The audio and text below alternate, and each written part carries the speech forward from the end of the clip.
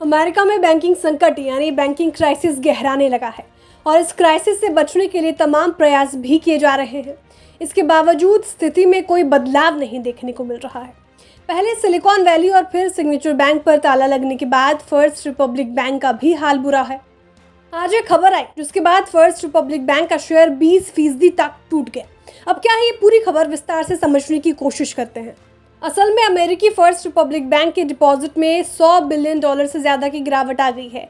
एक महीने पहले ही इस बैंक को डूबने से बचाने के लिए अमेरिकी बैंक सामने आए थे। उस समय फर्स्ट रिपब्लिक बैंक में $30 बिलियन यानी करीब 2.5 लाख करोड़ रुपए का निवेश किया गया था। अब वो कौन कौन से बैंक थे जिन्होंने फर्स्ट रिपब्लिक बैंक में पैसा लगाया था, ये जान लेते हैं।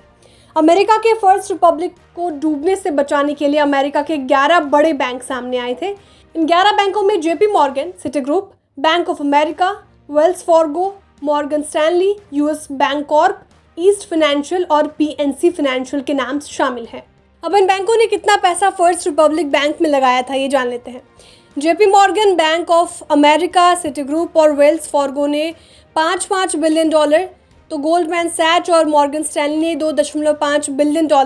वहीं जेपी मॉर्गन और फेडरल रिजर्व से $70 बिलियन का फंड फर्स्ट रिपब्लिक बैंक को मिला था।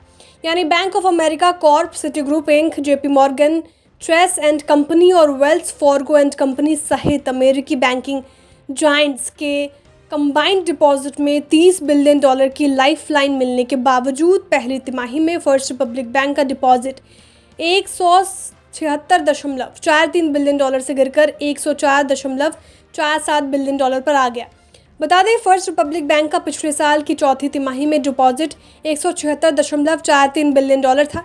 इस डेटा को डिकोड करें तो इससे तो यही पता चलता है कि बड़े बैंकों की मदद को छोड़ भी दिया जाए तो फर्स्ट रिपब्लिक बैंक के डिपॉजिट में लगभग 102 बिलियन की गिरावट देखने को मिल रही है।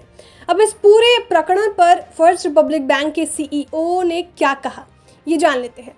बैंक के सीईओ माइक रोफलर ने कहा कि हम बैलेंस शीट के साइज़ को कम करने के साथ साथ अपने खर्चों को कम करने का कदम उठा रहे हैं।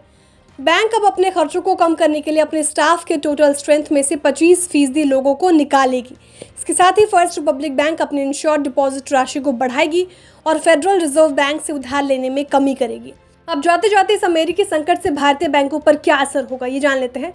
बता दें, अमेरिका के बैंकिंग संकट का असर भारतीय बैंकों पर नहीं होगा। अमेरिकी इन्वेस्टमेंट कंपनी जेफरीज और फाइनेंशियल सर्विसेज फर्म मैक्वेरी ने कहा था कि स्थानीय डिपॉजिट पर निर्भरता, सरकारी बॉन्ड में निवेश और पर्याप्त नकदी के चलते भारतीय बैंक मजबूत स्थिति में है, इसलिए यहाँ चिंता की कोई बात नहीं है।